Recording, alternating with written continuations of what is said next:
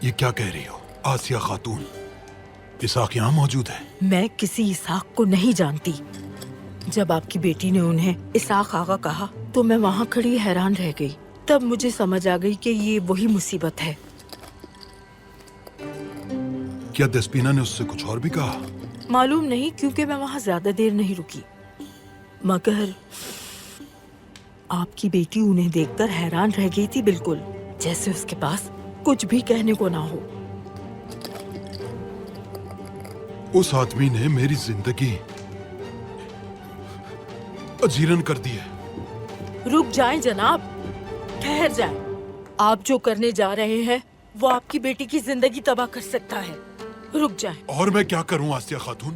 کیا میں اس جانور کی طرح انتظار کرتا رہوں جس کی گردن پہ قصاب چھری پھیر رہا ہوتا ہے؟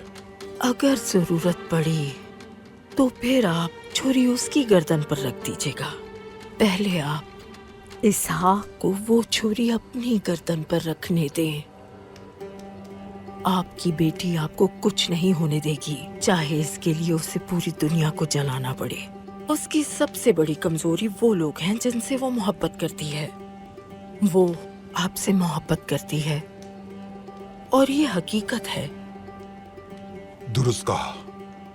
اگر دسپینا نے اسحاق کو مجھ پہ حملہ کرتے ہوئے دیکھ لیا تو میری باتوں پر یقین آ جائے گا اسے۔